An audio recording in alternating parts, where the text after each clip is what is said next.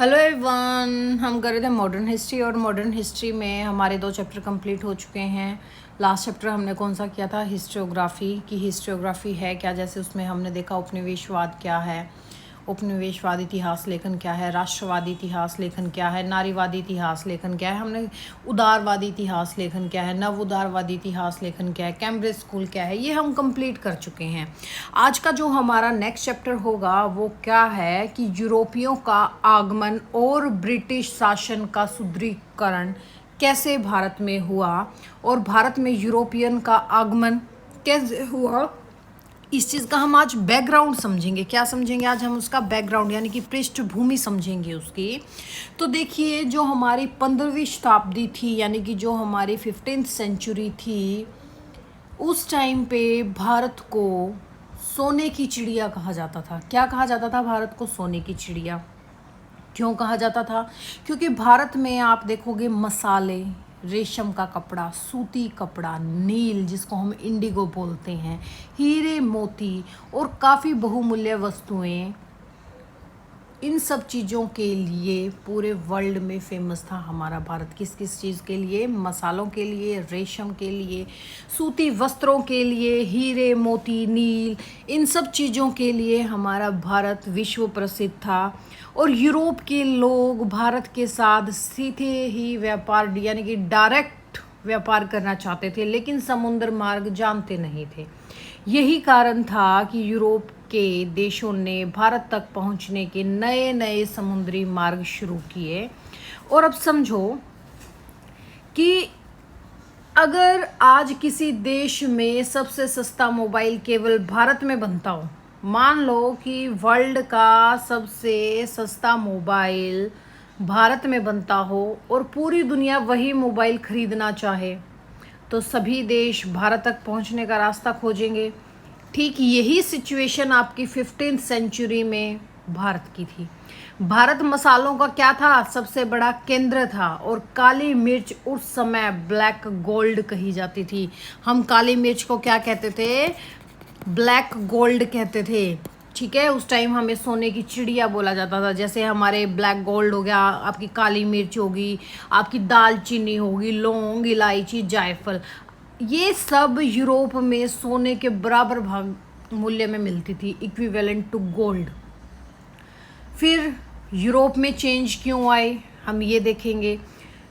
15 से लेके अगर आप 19th सेंचुरी की बात करो यानी कि 15वीं शताब्दी से लेके 19वीं शताब्दी के बीच की बात करो, तो यूरोप में काफ़ी चेंजेस आए थे। कैसे चेंजेस आए थे? जैसे आपका पुनर्जागरण आ गया था, धर्म सुधार आंदोलन हुआ था। चलो हम इसको है ना पेज पे ही समझेंगे, करना पड़ेगा हमें। क्या हुआ था भाई? Colour change.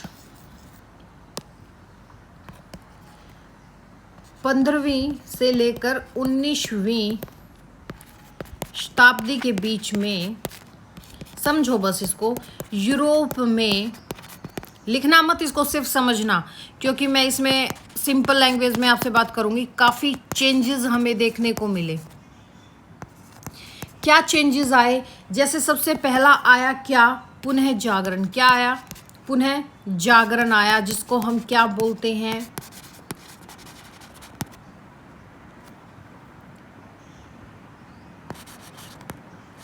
रेनेसेंस। यहाँ पे पुनर्जागरण का मतलब क्या होता है? इस चीज़ को समझो। इस चीज़ का मतलब होता है कि ज्ञान का पुनर्जन्म। क्या होता है? ज्ञान का पुनर्जन्म।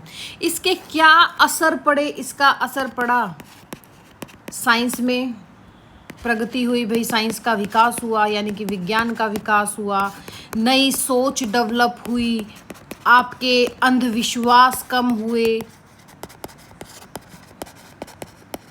अंधविश्वास में कमी आई, एजुकेशन बढ़ी यानी कि शिक्षा बढ़ी, ये सब चेंजेस आ रहे थे। सेकंड क्या आ रहा था? एक तो पुनर्जागरण हुआ, फिर आया धर्म सुधार आंदोलन। क्या आया भाई? धर्म सुधार आंदोलन हुए। धर्म सुधार आंदोलन कैसे हुए?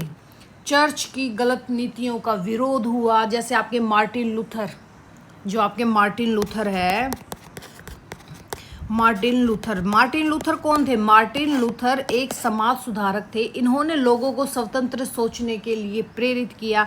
जैसे फिर आपका पूंजीवाद आया, पूंजीवाद ये सब डिटेल में करेंगे कि पूंजीवाद कैसे आया, पुनर्जागरण कैसे आया, धर्म सुधार आंदोलन क्यों हुए।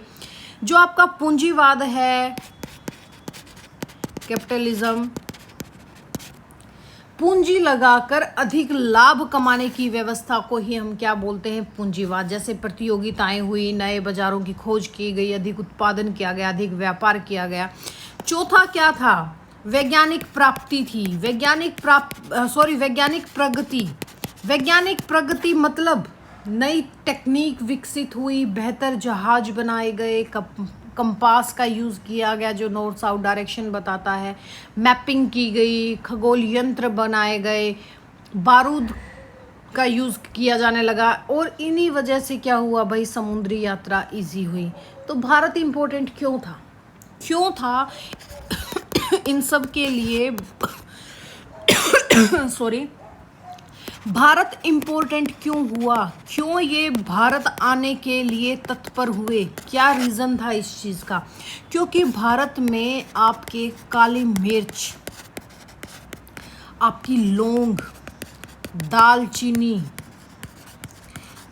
इलायची, इलायची को क्या बोलते हैं? इलायची को बोलते हैं क्वीन ऑफ स्पाइसेस। रेशम का कपड़ा, सूती कपड़ा, हमारा इंडिगो, नील, कीमती पत्थर, ये सब भारत में थे। इसीलिए भारत इम्पोर्टेंट हो गया कि हम डायरेक्ट कैसे इन चीज़ों का यूज़ करें। पहले देखो व्यापार कैसे होता था, सिंपल समझो कि जो हमारा भारत था, भारत अरब व्यापारी इनसे व्यापार करता था।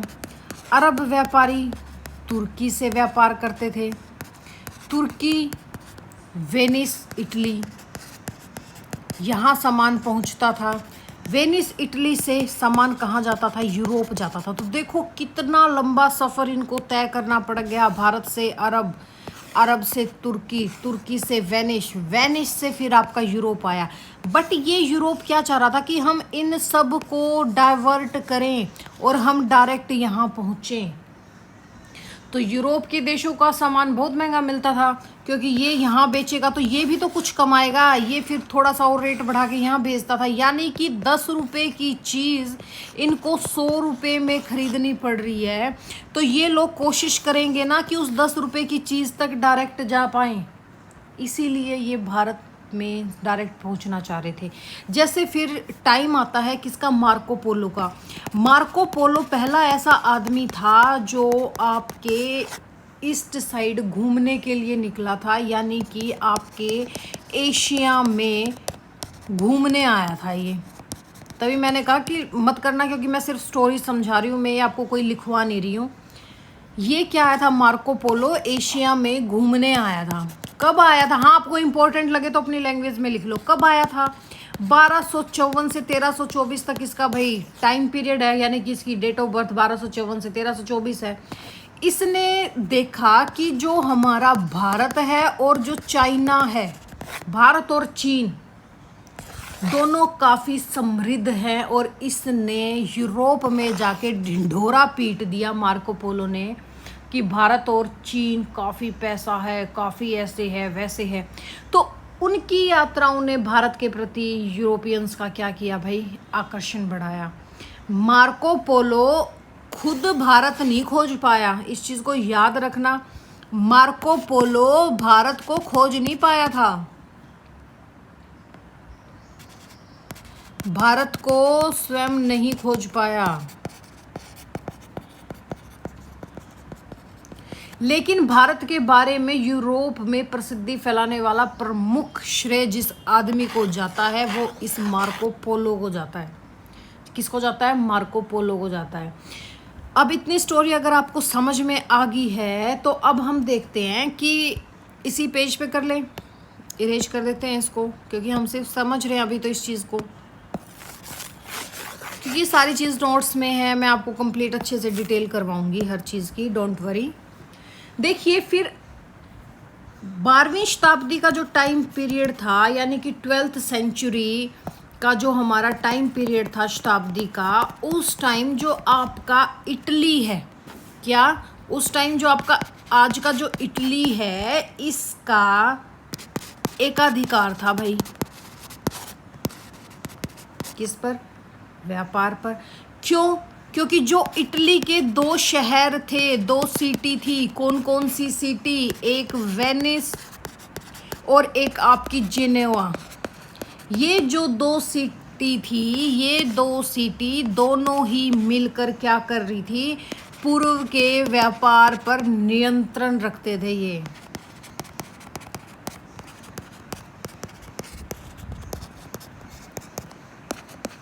ये क्या करते थे? पूर्व के व्यापार पर नियंत्रण रखते थे।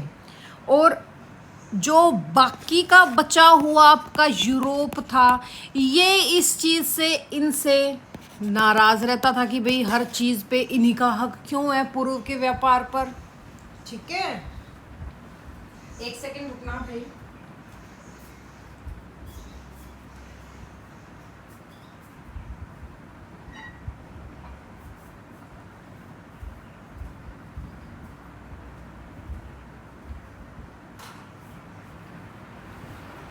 तो यूरोप को क्या खुजली हो रही थी?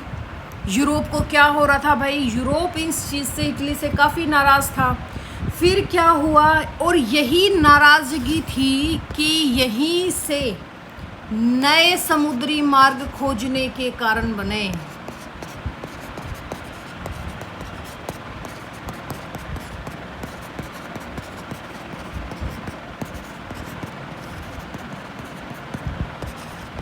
कहाँ से? यूरोप की नाराजगी। किससे? इटली से। क्यों? क्यों ये नए समुद्री मार्ग खोजने के कारण बने? सबसे पहला कि ये इटली के व्यापार का जो व्यापारिक एकाधिकार था, जो मोनोपोली थी, उसको समाप्त करना था। क्यों कर रहे थे ये? क्योंकि इटली का व्यापारिक जो एकाधिकार था, यानी कि जो इनका व्यापारिक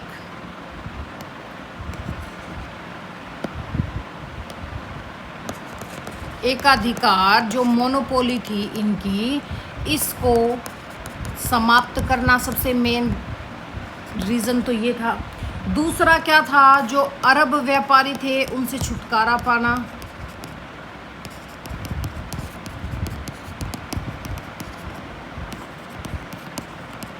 छुटकारा चाह रहे थे। तीसरा क्या था? भारत से मसाले चाहते थे। भारत से क्या चाहते थे? मसाले मिलने चाहिए इनको, वो भी डायरेक्ट। कच्चा माल प्राप्त करना था।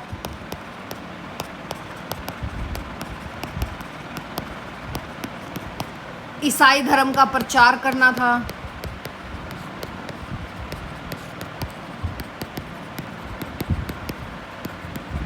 चाहो तो आप लिख लो अपनी लैंग्वेज में साथ के साथ, क्योंकि इतनी तेज मैं करवा भी नहीं रही हूँ।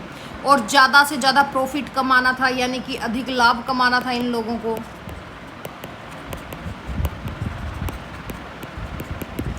इनको अधिक लाभ कमाना था। और क्या चाह रहे थे ये? नई भूमि एवं उपनिवेश बनाना।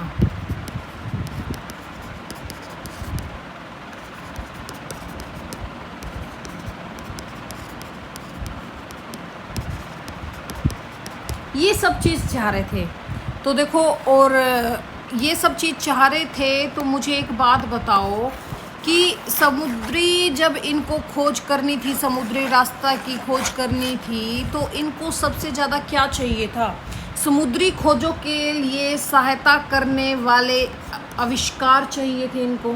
जैसे इनको क्या चाहिए था? कंपास चाहिए था, इनको एस्ट्रोलैब चाहिए थी, इनको बेहतर जहाज चाहिए, इनको नक्शा बनाना चाहिए, यानी कि नक्शा निर्माण का कार्य करना था इनको बारूद चाहिए था अगर कोई अटैक करे तो उसके लिए। इनको नौवहन टेक्निक चाहिए थी कि क्या टेक्निक है, नेवी टेक्निक चाहिए थी इन लोगों को। तो यूरोपियों के भारत आने के मुख्य कारण क्या थे? आर्थिक कारण में हम क्या कह सकते हैं? आर्थिक कारण में हम कहेंगे कि क्या थे भाई आर्थिक कारण? आर्थिक कारण थे इनके मसाले, व्यापार और लाभ। अगर हम इनके राजनीतिक कारण देखें, राजनीतिक कारण क्या थे इनके? राजनीतिक कारण थे इनके उपनिवेश बनाना, शक्ति बढ़ाना, और धार्मिक क्या था? धार्मिक कारण क्या हो गया? धार्मिक कारण था इनका कि ईसाई धर्म को फैलाया जाए, ईसाई धर्म फैलाना। ये क्या था इनका? आर्थिक, राजनीतिक और धार्मिक कारण था। तो इन सब में भारत में आने वाले यूरोपियंस की सीरीज़ क्या थी? तो सबसे पहले कौन आया? पुर्तगाली, जो आपका हर एग्ज़ाम में ये एक बार क्वेश्चन आ सकता है। सेकंड टाइम में कौन आए? डच। थर्ड कौन आए? आपके ब्रिटिशर्स यानी कि अंग्रेज। फिर कौन आए? आपके डेनिश। फिर सबसे लास्ट में कौन आए? आपके फ्रांसीसी। तो इस क्रम में यूरोपियंस भारत में आए। कौन आए सबसे पहले? पुर्तगाली, फिर आए डच, फिर आए अंग्रेज, फिर आए डेनिश, फिर आए फ्रांसीसी। और भारत का समुद्री मार्ग आपको पता है कब खोजा गया? कब खोजा गया? 1498 में आपके वास्को द गामा, या जिसको हम वास्को डी गामा भी बोल देते हैं, वास्को द गामा लिस्बन से भारत को प्रस्थान करते हैं। ये कहाँ से आए? लिस्बन यानी कि आपके पुर्तगाल से चले। पुर्तगाल से ये आपके अफ्रीका का जो दक्षिणी सिरा है,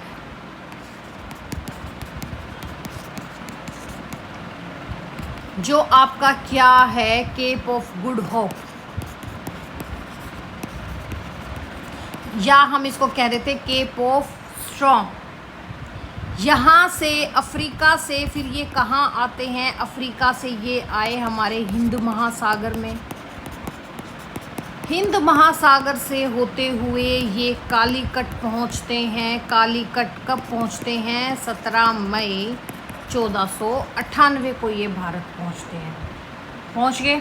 तो देखिए इतना ही गैस आपको अच्छे से समझ में आ गया होगा। मैं इसको दोबारा इरेज कर रही हूँ। अब जो ये हमारा टाइम पीरियड था, इसको समझो। इतना तो आई गेस आपको अच्छे से समझ में आ गया होगा। नहीं आया होगा तो एक बार वीडियो रोक के अगर आपको नोट्स भी बनाने हैं तो लिख लो भाई। बच्चों को काफ़ी हैंडमेड, जैसे मैं हूँ, मेरे को हाथ से लिखना काफ़ी पसंद है। पीपीटी से पढ़ना इतना पसंद नहीं है भाई, हाथ से है। लेकिन करें क्या, मेरी राइटिंग इतनी माशाल्लाह सुंदर है।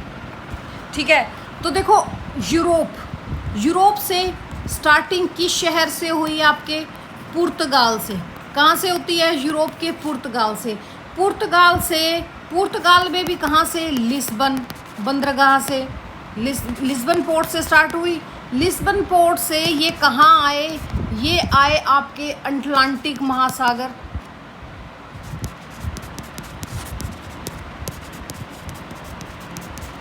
मान लो ये आपका क्या था? पुर्तगाल। यहाँ पे ये क्या था? ये है आपका लिस्बन। ये क्या है? आपका अफ्रीका। ये अफ्रीका कॉन्टिनेंट है। यहाँ पर आए, यहाँ क्या है? आपका अटलांटिक।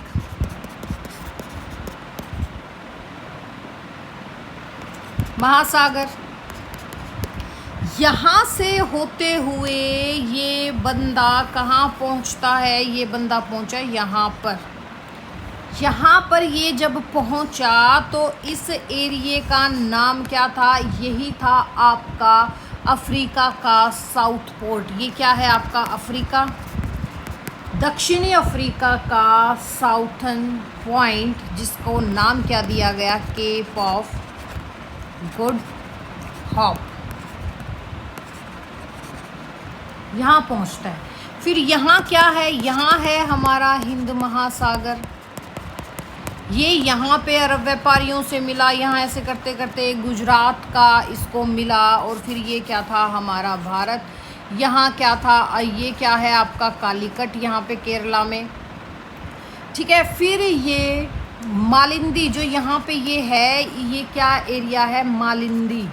मालिंदी से ये बंदा यहाँ से यहाँ, यहाँ से यहाँ पहुँच के ये बंदा पहुँचा कहाँ पे, आपके कालीकट। कौन? Vasco the gamma. कब पहुँचा? 17 मई 1498 को पहुँचा वास्को द गामा। ठीक है। जो आपके ये वास्को डी गामा हैं,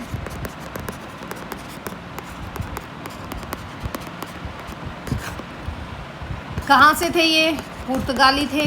कौन थे? पुर्तगाली थे। उस टाइम पुर्तगाल में आपका राजा कौन था? मैनुअल प्रथम थे। कौन थे? मैनुअल प्रथम थे। ये भारत कब पहुंचा? 17 मई 1498 को पहुंचा। कब पहुंचा?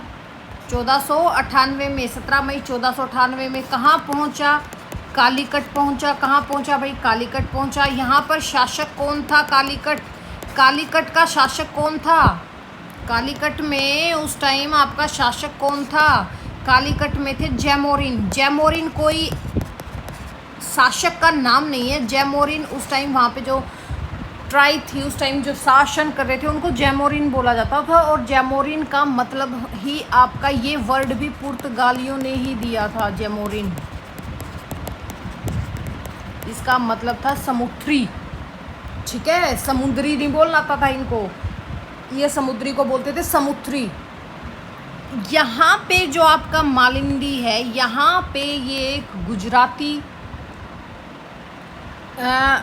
और इनका मार्गदर्शक जिसने किया वो थे अहमद इन माजिद।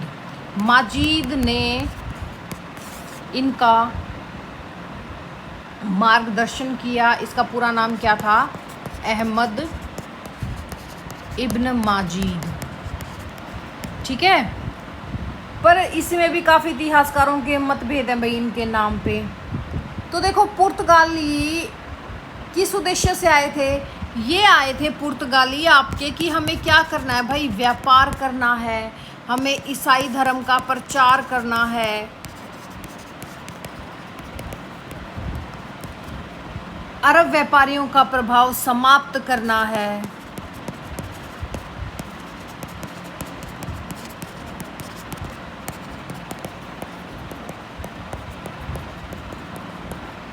और हिंद महासागर पर क्या करना है भाई? अधिकार करना है। तो पुर्तगालियों ने क्या किया? पुर्तगालियों ने एक काम किया। पुर्तगालियों ने अरब के जहाज़ों पर हमला किया।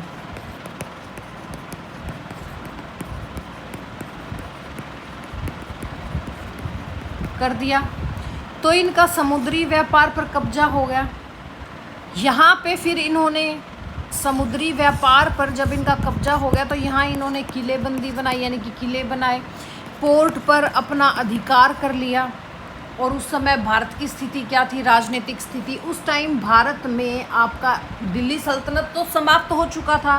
लोदी वंश का शासन था। किसका था? लोदी वंश का शासन था। सिकंदर लोदी थे उस टाइम। कौन थे आपके? सिकंदर लोदी थे उस टाइम पे। सिकंदर लोदी शासन था। सिकंदर लोदी के बाद कौन आ गया था? इब्राहिम लोदी। ठीक है। बच्चे क्या करते हैं, उनको ये लगता है कि हाँ, अंग्रेज अगर मुग़ल टाइम पे आए थे ना, तो मुग़ल शासन ही था। तो वो लोग, बच्चे क्या कर रहे हैं, बच्चे गलती यही करते हैं, पुर्तगालियों को भी आपके मुग़लों से जोड़ देते हैं। नहीं भाई, जब पुर्तगाली भारत आए उस टाइम लोदी वंश का शासन था। ठीक है, इब्राहिम लोदी शासन कर रहा था। और दक्षिणी भारत में हमारे क्या था उस टाइम? दक्षिणी भारत में आपका विजयनगर साम्राज्य सबसे ज़्यादा शक्तिशाली था उस टाइम, सबसे शक्तिशाली था। और दक्कन में क्या थे? दक्कन में आपका जैसे बहमनी राज्य था, बहमनी राज्य ये टूट चुका था। और ये जब टूटा तो यहाँ पर छोटे छोटे मुस्लिम राज्य बन गए थे। क्या हो गया था? छोटे छोटे मुस्लिम राज्य बन गए थे। ठीक है। तो हम क्या कहेंगे? 1498 में वास्को द गामा भारत आया। कब आया? 17 मई 1498 को कालीकट पहुंचा। केप ऑफ गुड होप होकर आया था। पहला यूरोपीय समुद्री मार्ग था ये। सबसे पहले आने वाला यूरोपीय कौन था? पुर्तगाली था। कालीकट का शासक कौन था? जैमोरिन था। पुर्तगाल का राजा कौन था उस टाइम? मैनुअल प्रथम था। ठीक है, तो सबसे पहले कौन आए यूरोपियंस में? पुर्तगाली आए। दूसरा डच आए, तीसरे अंग्रेज आए, फिर डैनिश आए, फिर क्या आए आपके? फ्रांसीसी। तो आई गेस आपको समझ में आ गई होगी कि क्या चीज़ है क्या चीज़ नहीं। अब हम स्टार्ट करते हैं हमारा आगे का, कि जो आज हमें अच्छे ढंग से करना है, अब उस चीज़ को हम लेके आते हैं। तो देखो,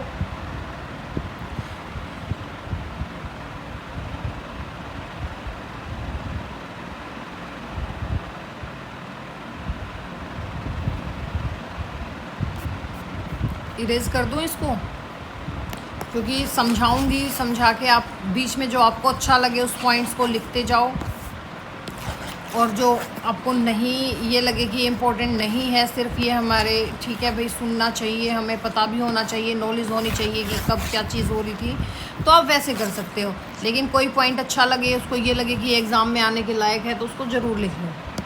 देखो क्या हुआ था भाई, आज जो हम कर रहे हैं 15वीं शताब्दी से भाई यूरोपियन का आगमन, उसमें 15वीं शताब्दी से पहले विश्व और भारत की स्थिति भी देखनी जरूरी है। तो हम देखेंगे कि आधुनिक इतिहास की शुरुआत 15वीं शताब्दी से ही क्यों मानी जाती है। यूरोपियों ने भारत आने का निर्णय क्यों लिया? भारत को सोने की चिड़िया क्यों कहा जाता था भाई? भारत और यूरोप के बीच व्यापार कैसे होता था? और भारत तक समुद्री मार्ग खोजने की आवश्यकता क्यों पड़ी? तो सुनो आप, यदि आज पूरी दुनिया में, मैं फिर वही क्वेश्चन करूंगी, भारत में सिर्फ मोबाइल, लैपटॉप और पेट्रोल बनता है, तो क्या बाकी देश भारत तक पहुंचने की कोशिश नहीं करेंगे? बिल्कुल करेंगे। अब देखो, आज से लगभग 500 साल पहले दुनिया की यही स्थिति थी कि वो जो भारत के साथ थी। जैसे भारत के पास आपका मसाला था, रेशम वस्त्र था, सूती कपड़ा था, हीरे थे, मोती थे, सोना चांदी के विशाल भंडार थे। इसी कारण यूरोप के लोग भारत तक पहुंचना चाहते थे, और यहीं से आधुनिक भारत के इतिहास का सबसे महत्वपूर्ण आपकी स्टोरी स्टार्ट होती है। तो देखो, आधुनिक इतिहास की शुरुआत 15वीं शताब्दी से ही क्यों मानी जाती है? ये क्वेश्चन हर आपके एग्ज़ाम में किसी ना किसी वे में आ ही जाता है। 15वीं शताब्दी में विश्व में ऐसे चेंजेस हुए जिससे पूरी दुनिया का इतिहास बदल गया। जैसे आपका पुनर्जागरण था, धर्म सुधार आंदोलन था, भौगोलिक खोजें हुई, नए समुद्री मार्गों की खोज हुई, यूरोपियों का एशिया और भारत की ओर आगमन हुआ, उपनिवेशवाद की शुरुआत हुई, पूंजीवाद की शुरुआत हुई। यही कारण है कि 15वीं शताब्दी को आधुनिक युग की शुरुआत माना जाता है, क्योंकि 15वीं शताब्दी से पहले यूरोप कैसा था? जैसा आज है यूरोप दुनिया के सामने विकसित, वैसा यूरोप नहीं था भाई पहले। 15वीं शताब्दी से पहले यूरोप में छोटे छोटे राज्य थे, उनमें आपसी कलह था उन राज्यों में, यानी कि आपसी ही युद्ध होता था। धार्मिक कट्टरता थी वहाँ पे, चर्च का काफ़ी प्रभाव देखने को मिलता था, विज्ञान का विकास बहुत कम था, व्यापार सीमित था, समुद्री यात्रा का ज्ञान कम था। चाहो तो आप इसको लिख लो, नहीं लिख सकना तो मत लिखो, सिर्फ समझो कि उस टाइम ये सब चीज़ थी। और वहाँ पर चर्च का प्रभाव क्या था? उस टाइम पे चर्च केवल धार्मिक संस्था नहीं होती थी, बल्कि राजनीतिक, शिक्षा और समाज पर भी उनका नियंत्रण था। यूरोप में लोग चर्च की बात को अंतिम सच मानते थे। नई खोजों और वैज्ञानिक विचारों को प्रोत्साहन नहीं मिल रहा था उस टाइम पे।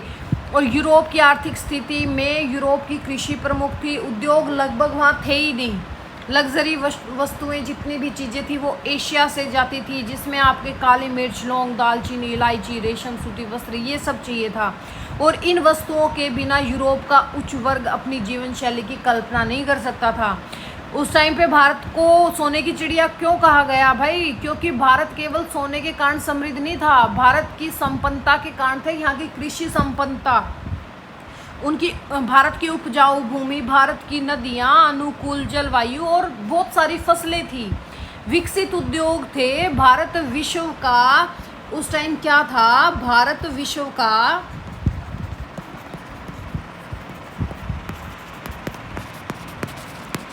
सबसे बड़ा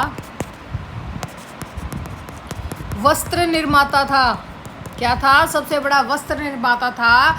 भारत के प्रमुख उद्योग क्या थे उस टाइम पे? भारत के प्रमुख उद्योग थे आपके सूती वस्त्र, रेशम,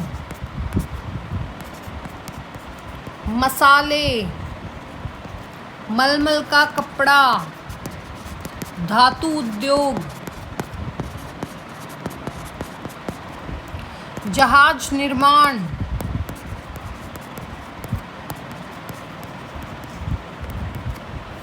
हाथी दांत की वस्तुएं,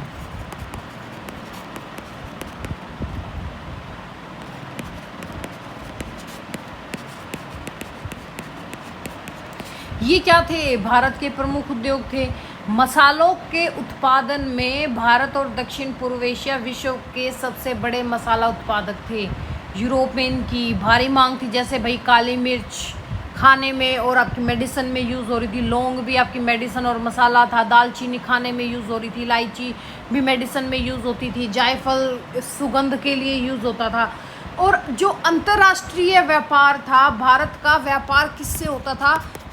भारत का व्यापार उस टाइम पे किस किस से होता था? भारत का व्यापार होता था आपके अरब से, आज के इजिप्ट से जिसको हम मिस्र बोलते हैं, और आपके रोम से होता था, यूनान से होता था, और आपके फ़ारस से होता था, फ़ारस की खाड़ी है ना यहाँ से, आपके चाइना से होता था, आपके दक्षिण पूर्व एशिया से होता था।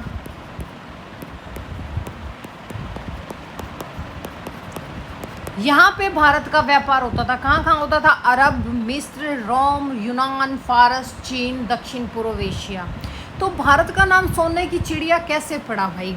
विदेशी व्यापारी भारत से सामान खरीदते थे, भारत बदले में सोना चांदी अधिक स्वीकार करता था। इस कारण भारत में सोना लगातार आता रहता था। इसलिए विदेशी यात्रियों ने भारत को क्या बोला? गोल्डन बर्ड, यानी कि सोने की चिड़िया। क्या यूरोप और भारत का संपर्क पहले से था? बिल्कुल हाँ, यूरोप और भारत का व्यापार बहुत ही पुराना था। जैसे देखो, अगर हम बात करें, जैसे आपका अरब हो गया, क्या? जैसे आपका अरब हो गया, कलर चेंज कर देती हूँ, जैसे आपका अरब हो गया, आपका यूनान हो गया, मिस्र हो गया, और आपका रोमन साम्राज्य हो गया। जो ये है, ये आपका क्या है? यूरोप के ही हिस्से हैं। ठीक है, ये क्या थे? यहाँ पे भारत का व्यापार ऑलरेडी हो रहा था। भारत यूरोप मार्ग, व्यापार के मार्ग कौन सा था? कौन सा मार्ग था भारत और यूरोप के व्यापार का मार्ग? तो सबसे पहला था आपका सिल्क रूट। कौन सा था? Silk route. जो सिल्क रूट था, ये कैसे जाता था? ये भारत से अफगानिस्तान, अफगानिस्तान से आपका ईरान, ईरान से होते हुए तुर्की, और तुर्की से होते हुए यूरोप तक जाता था सिल्क रूट। सेकंड था समुद्री मार्ग। जो ये समुद्री मार्ग था, ये कैसे चलता था? ये जैसे देखो भाई, भारत से अरब सागर, अरब सागर से फिर आपके जाता था ये लाल सागर तक, यानी कि रेड सी तक। रेड सी से जाता था ये इजिप्ट, यानी कि मिस्र। मिस्र से जाता था भूमध्य सागर। ये था आपका स्थल मार्ग, सिल्क रूट था आपका स्थल मार्ग, और ये था आपका समुद्री मार्ग। भूमध्य सागर से इटली, इटली से जाते थे यूरोप। ये थे इनके रूट। स्थल मार्ग जो आपका सिल्क रूट था, जो आपके भारत से अफगानिस्तान, अफगानिस्तान से ईरान, ईरान से तुर्की जाते थे, तुर्की से फिर यूरोप जाता था। वैसे ही आपका समुद्री मार्ग भारत से अरब सागर, अरब सागर से लाल सागर, और लाल सागर से मिस्र, और मिस्र से भूमध्य सागर, और भूमध्य सागर से इटली, और फिर यूरोप जाता था। समझ में आ गया? इतना समझ में आ गया? यानी कि जो आपका भारत का कालीकट का कन्नूर था, वहाँ से अरब सागर, अरब सागर से अरब, अरब से लाल सागर, लाल सागर से मिस्र, मिस्र से भूमध्य सागर, भूमध्य सागर में इटली के वेनिस से यूरोप तक जाता था। अरब व्यापारियों का महत्व क्या था भाई? भारत और यूरोप के बीच सबसे, मान लो ये यूरोप है, ये हमारा क्या बना दिया भाई, ये हमारा भारत है। तो यहाँ पे, यहाँ तक आने के लिए इनको किनका सामना करना पड़ता था? अरब व्यापारियों का सामना करना पड़ता था। ठीक है, ये अरब क्या करते थे? पहले भारत से सामान लेते थे, ये यूरोप बेचते थे। मान लो यहाँ से इन्होंने 10 रुपये की चीज़ ली तो यहाँ इन्होंने 100 रुपये में बेची, तो यूरोप में महंगे दामों में बेचते थे। व्यापार पर उनका क्या था, अरब वालों का एकाधिकार था। ठीक है। और इटली क्यों इम्पोर्टेंट था, मैंने आपको बता दिया कि जैसे आपका वेनिस हो गया, जिनेवा हो गया, पूर्वी व्यापार के सबसे बड़े केंद्र थे, पर पूरा यूरोप इन्हीं पर निर्भर था। अब यूरोप की समस्या क्या आ गई भाई, यूरोप के देशों को भारत का सामान बहुत महंगा मिलता था। कारण क्या था, भारत अरब व्यापारी मिस्र को बेचता था, मिस्र से इटली जाता था, इटली से यूरोप जाता था, हर व्यापारी अपना लाभ जोड़ देता था। तो लास्ट में यूरोपियन देशों ने सोचा यदि हम सीधे भारत पहुंच जाएं तो सस्ता व्यापार होगा, और यही विचार आगे चलकर क्या बना, समुद्री मार्ग की खोज का कारण बना। तो हम क्या कह सकते हैं कि भारत को सोने की चिड़िया उसकी समृद्ध अर्थव्यवस्था के कारण कहा गया। यूरोप को सबसे अधिक आवश्यकता भारतीय मसालों की थी, क्योंकि वहाँ पे ठंड ज़्यादा पड़ती है, वो लोग चिकन खाते हैं और चिकन सबसे ज़्यादा सेफ आपके मसालों में ही रहता है।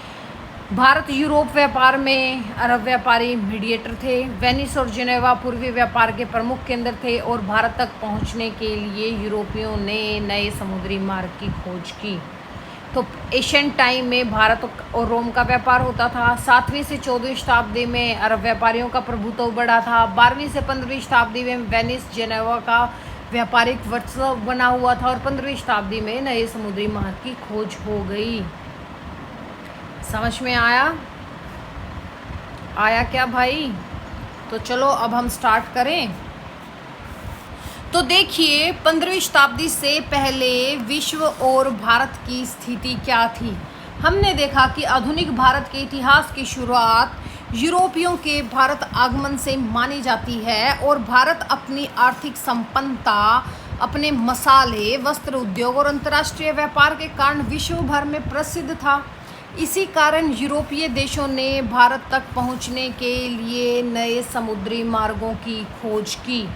आधुनिक इतिहास की शुरुआत 15वीं शताब्दी से ही क्यों मानी जाती है, ये मैं आपको अच्छे से समझा चुकी हूँ कि 15वीं शताब्दी में यूरोप में अनेक महत्वपूर्ण चेंजेस आए, जिसमें विश्व इतिहास की दिशा बदल दी। वो चेंजेस क्या थे, जैसे आपका पुनर्जागरण हुआ, धर्म सुधार आंदोलन, पूंजीवाद, भौगोलिक खोज, नए समुद्री मार्गों की खोज, उपनिवेशवाद का उदय, अंतर्राष्ट्रीय व्यापार का विकास हुआ, विस्तार हुआ। अगर एक बार ये कर लें, अभी से स्टार्ट कर दें। यही कारण था कि 15वीं शताब्दी को आधुनिक युग का प्रारंभ माना जाता है। और देखो अब हम एक चीज़ देखते हैं, अब हम देखते हैं कि पुनर्जागरण और ये सब चीज़ें थी क्या। यहाँ से हम स्टार्ट करते हैं। तो देखो जो आपका पुनर्जागरण था ये कहाँ से स्टार्ट हुआ।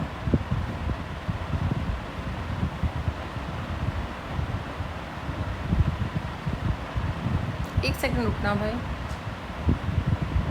ठीक है, देखो सबसे पहले हम बात करते हैं कि जो आपका था ये क्वेश्चन कि आधुनिक इतिहास की शुरुआत भारत में 15वीं शताब्दी से ही क्यों मानी जाती है, ये था।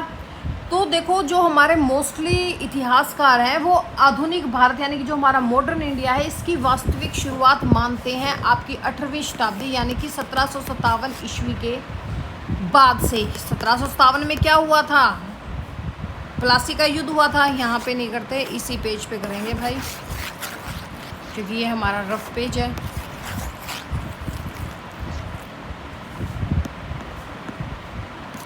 ठीक है, देखो क्या हुआ था।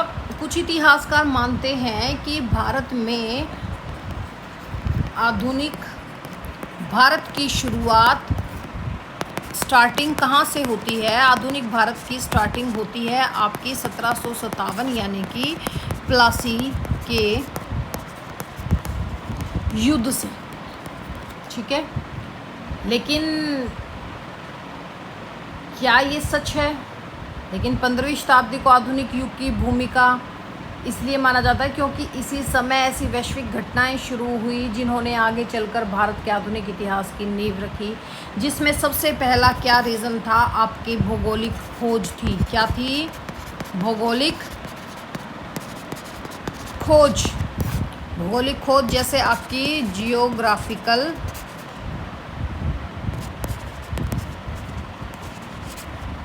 डिस्कवरीज,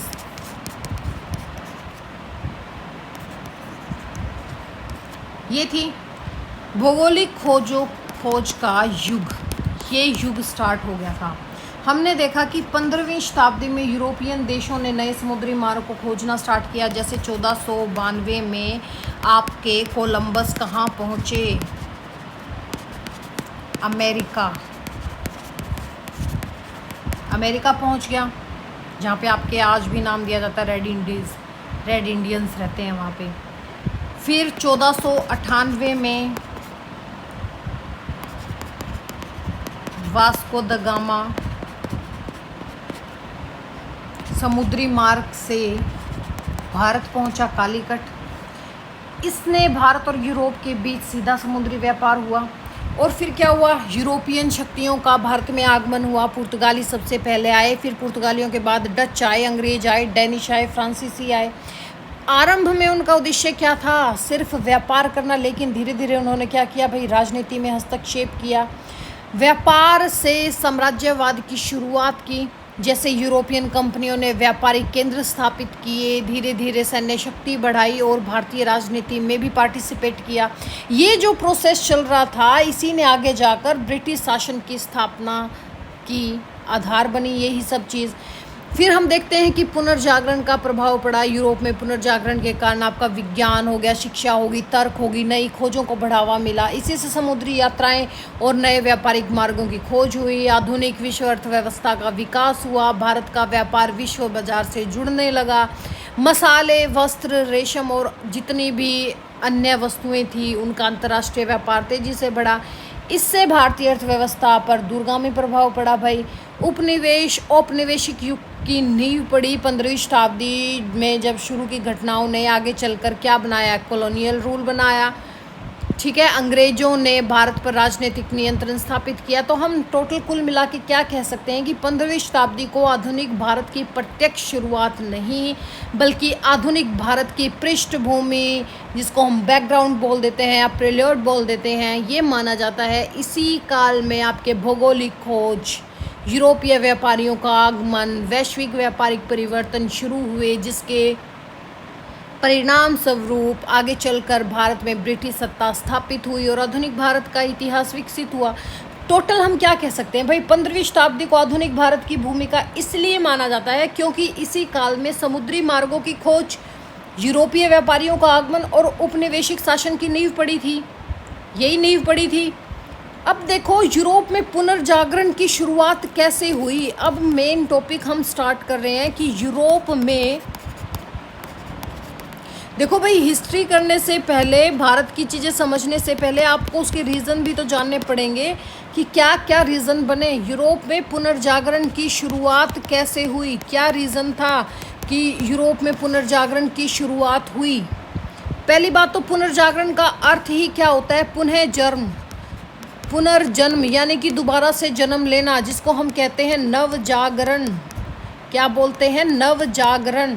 इसका मतलब क्या था? इसका मतलब था ज्ञान, कला, विज्ञान और तर्क का पुनर्जन्म। समझ गए इसका मीनिंग क्या था? ये था इसका मीनिंग। पुनर्जागरण का मीनिंग क्या था? आपके ज्ञान, कला, विज्ञान और तर्क का पुनर्जन्म। और जो ये आंदोलन है, ये आपका आंदोलन 14वीं शताब्दी में कहाँ से स्टार्ट हुआ? पुनर्जागरण का आंदोलन कहाँ से स्टार्ट हुआ? इस चीज़ को समझना। इसके आंदोलन की शुरुआत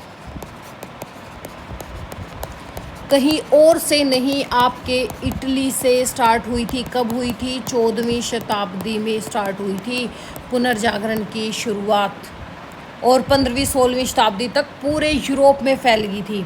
अब देखो, हम लोग ये कह देते हैं कि जो हमारा मिडल एज थी, जो हमारी मिडल एजेस थी, ये इसको हम एक नाम देते हैं क्या, जो मध्यकाल था, मध्यकाल इतिहास यूरोप का, इसको हम एक नाम देते हैं क्या, हम क्या नाम देते हैं, हमारे इतिहासकार नाम देते हैं क्या, अंधकारमय मध्यकाल। क्या नाम देते हैं, अंधकारमय मध्यकाल। ऐसा क्यों बोला जाता है, ऐसा इसलिए बोला जाता है क्योंकि 5वीं 5th to 15th सेंचुरी तक यूरोप में क्या था, मध्यकाल था। क्या था भाई, यूरोप में मध्यकाल था 5वीं शताब्दी से लेकर 15वीं शताब्दी तक। यहाँ पर आपका समझना इस चीज़ को बहुत इम्पोर्टेंट है, ये चर्च का समाज पर काफ़ी अधिक प्रभाव था। किसका प्रभाव था समाज पर, चर्च का। लोग धार्मिक मान्यताओं के बिना कोई क्वेश्चन किए, बिना कोई प्रश्न किए स्वीकार करते थे। ठीक है, धार्मिक मान्यताओं को बिना प्रश्न किए, बिना एनी क्वेश्चन उनसे पुट किए उस चीज़ को स्वीकार करते थे। इस टाइम पे विज्ञान और तर्क की अपेक्षा धर्म को ज़्यादा महत्व दिया जाता था।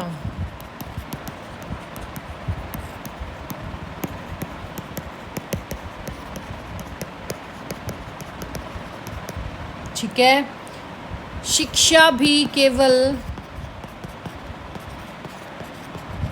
कुछ लोगों तक ही सीमित थी।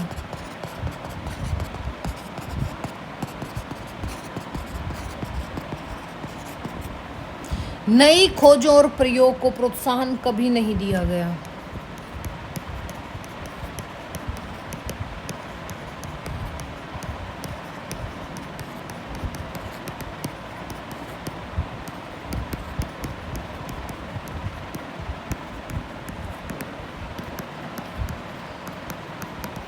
इसी वजह से इस टाइम पीरियड को क्या बोला गया, इन्हीं रीजंस की वजह से इसको हम बोलते हैं डार्क एज। क्या बोलते हैं, डार्क एज। क्या बोलते हैं, इन्हीं सब रीज़न की वजह से हम इसको बोलते हैं डार्क एज, अंधकारमय मध्यकाल। इन्हीं सब रीज़न की वजह से, ठीक है, कि चर्च का प्रभाव काफ़ी था। लोग धार्मिक मान्यताओं को ज़्यादा मानते थे, एक्सेप्ट करते थे बिना एनी क्वेश्चन पुट किए। विज्ञान, साइंस और रीजनिंग की अपेक्षा धर्म को ज़्यादा महत्व दिया जाता था। शिक्षा कुछ लोगों तक सीमित थी। नई खोज या डिस्कवरीज या इनोवेशंस पर कोई ध्यान नहीं दिया जा रहा था। यही रीज़न है कि हम अंधकारमय मध्यकाल बोलते हैं यूरोप में। जो 5वीं से 15वीं शताब्दी तक यूरोप में जो मध्यकाल का टाइम पीरियड था उसको क्या बोलते हैं हम, डार्क एज। फिर क्वेश्चन आ जाता है, अब मैं इसको इरेज नहीं करती, चलो मैं इसमें पेज ही ऐड करती हूँ। अब मैं इसमें पेज क्या ऐड कर रही हूँ, क्या बोल रही हूँ।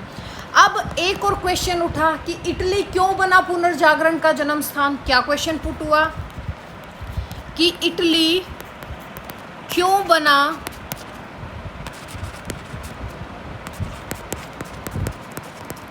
पुनर्जागरण का जन्म स्थल, क्यों बना, ये क्वेश्चन तो उठेगा ना, क्यों बना। इटली के कुछ नगर थे, जैसे आपका फ्लोरेंस है,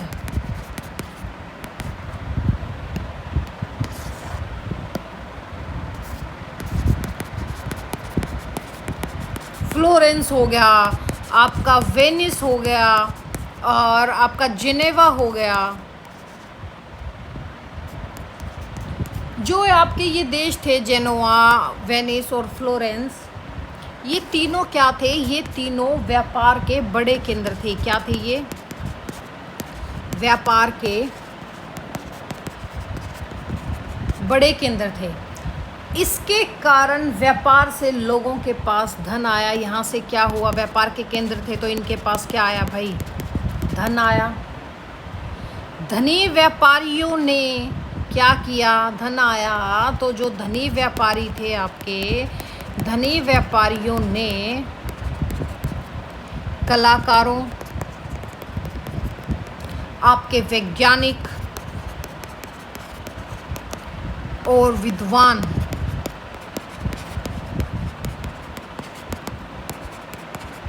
को क्या दिया भाई, संरक्षण दिया। किसने दिया, इटली ने। व्यापार किया, व्यापार से लोगों के पास क्या आया, पैसा आया। पैसे से व्यापारियों ने कलाकार, वैज्ञानिक, विद्वानों को संरक्षण दिया। जैसे इसमें एक परिवार का नाम आता है, किस परिवार का, मेडिची। किस परिवार का नाम आता है भाई, मेडिची। एक परिवार था, कौन सा, मेडिची। इस परिवार ने विशेष रूप से आपका जो फ्लोरेंस था, फ्लोरेंस सिटी थी, फ्लोरेंस सिटी में कला और शिक्षा को बढ़ावा दिया। आप ये मत सोचना, ये आपकी वर्ल्ड हिस्ट्री भी चल रही है एक तरह से, ठीक है। जो मेडिची परिवार था उसने फ्लोरेंस सिटी में कला और शिक्षा को बढ़ावा दिया। इटली कभी क्या था, इटली पहले क्या था भाई, जो आपका इटली था, इटली पहले रोमन साम्राज्य का क्या था, केंद्र था।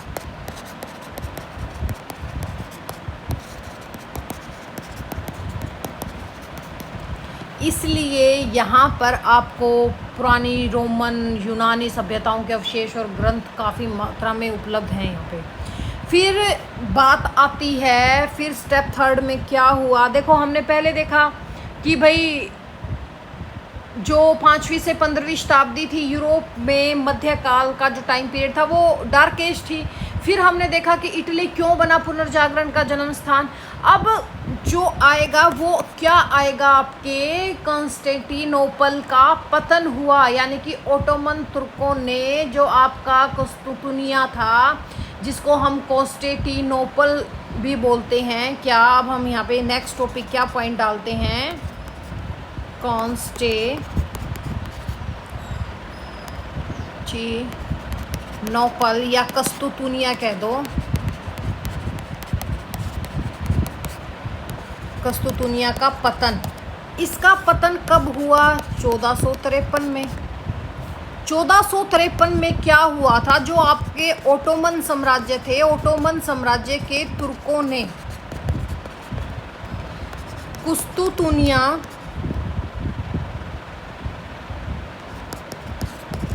कुस्तुतुनिया पर क्या कर लिया भाई, कब्जा कर लिया। यानी कि जो आपका कॉन्स्टेंटिनोपल था इस पर कब्जा कर लिया। और इसके बाद फिर क्या हुआ, जो आपके यूनानी थे, यहाँ पर जो इटली में यूनानी थे, कॉन्स्टेंटिनोपल कुस्तुतुनिया में यूनानी थे, ये यूनानी अपने साथ अपनी प्राचीन पांडुलिपियों के साथ कहाँ आ गए, इटली आ गए। जब ओटोमन तुर्कों ने 1453 में कॉन्स्टेंटिनोपल पर या कुस्तुतुनिया पर युद्ध करके कब्जा कर लिया, तो जो आपके कुस्तुतुनिया के यूनानी विद्वान थे वो अपनी प्राचीन यूनानी विद्वान और इनकी जो प्राचीन पांडुलिपियाँ थी वो अपने साथ ले आए। उन्होंने अब यहाँ पर जो ये यूनानी विद्वान इटली आए थे, यहाँ पर इन्होंने दर्शन, गणित, विज्ञान और साहित्य का ज्ञान कहाँ फैलाया, यूरोप में फैलाया। ठीक है, इससे प्राचीन ज्ञान का क्या हुआ। देखो अब जैसे ओटोमन साम्राज्य ने कुस्तुतुनिया पर अटैक किया तो कुस्तुतुनिया के जो विद्वान थे या ये लोग थे, ये सोचने पे मजबूर हो गए कि ऐसा हमारे साथ क्यों हुआ, क्या रीज़न था। और यही चीज़ सोचना, नहीं उस चीज़ के बारे में तर्क करना, उस चीज़ पे विचार करना और उस चीज़ को ठीक करना ही क्या होता है, पुनर्जन्म होता है।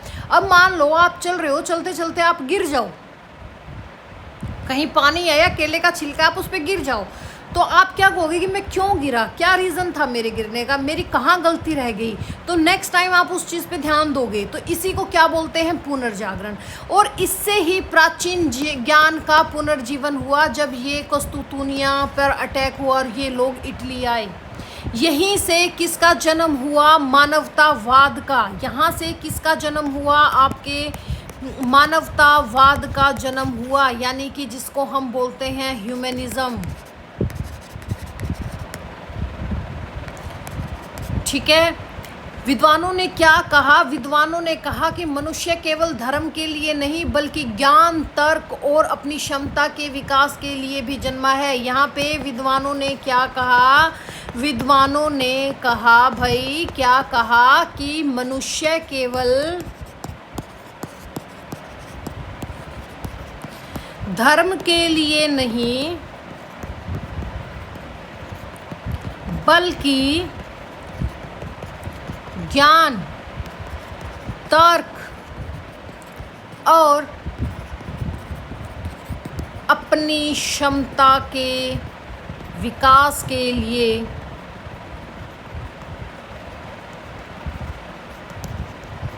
भी जन्मा है। समझ में आ गया। यही विचार किसका है, यही विचार आपका ह्यूमनिज्म कहलाया, यानी कि यही विचार आपका मानवतावाद कहलाया। ठीक है, मानवतावाद यही कहलाया। अब लोग क्या करने लगे थे, अब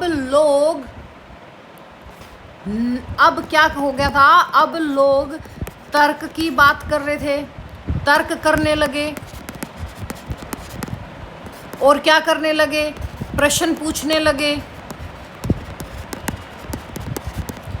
विज्ञान और प्रकृति का अध्ययन करने लगे।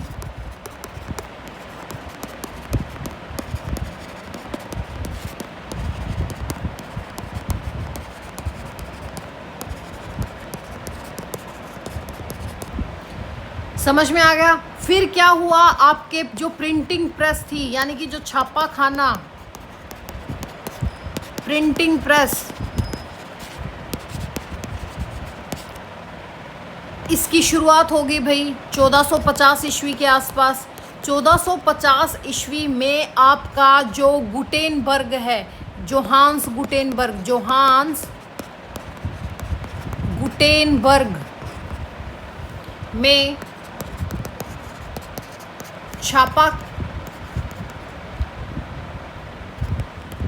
खानों क्या था, छापा खाने का। रुको भाई, इसको मैं आराम दोबारा लिखती हूँ क्योंकि वहाँ पे स्पेस तो है ही नहीं। यहाँ से लिखते हैं। लगभग 1450 ईस्वी में जोहान्स गुटेनबर्ग ने छापा खाने का विकास किया। क्वेश्चन आ जाए कि छापा खाने यानी कि प्रिंटिंग प्रेस का विकास कहाँ से स्टार्ट हुआ, जोहान्स गुटेनबर्ग से स्टार्ट हुआ 1450 में।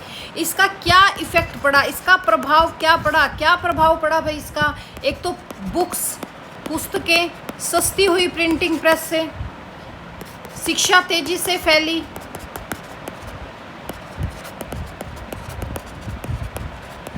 नए विचार पूरे यूरोप में पहुँचे, पुनर्जागरण का विस्तार हुआ और यहीं से आपका क्या कहा जाने लगा कि कला और विज्ञान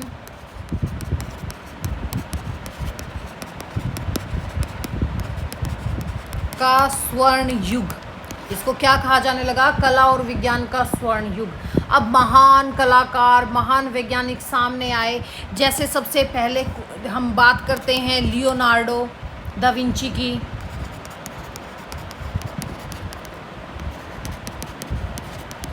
जो ये लियोनार्डो विंची थी, इनकी आपने पेंटिंग देखी होगी, मोनालिसा, द लास्ट सपर, देखी हैं, सुनी तो होगी। ऐसे कलाकार आपके सामने आए, जैसे आए आपके माइकल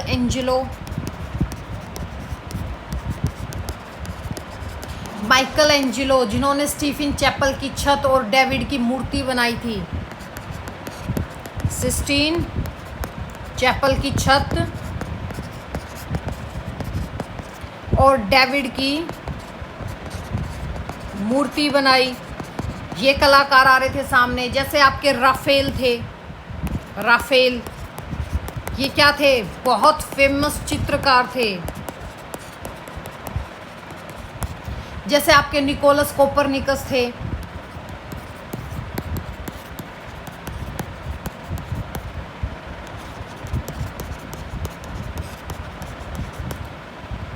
निकोलस कोपरनिकस ने क्या दिया था, सूर्य केंद्रीय का सिद्धांत दिया था ना, कि सन क्या है, सेंटर में है। इन्होंने क्या दिया था, सूर्य केंद्रीय सिद्धांत दिया कोपरनिकस ने। जैसे आपके गैलीलियो ने दूरबीन से खगोलीय अध्ययन किया।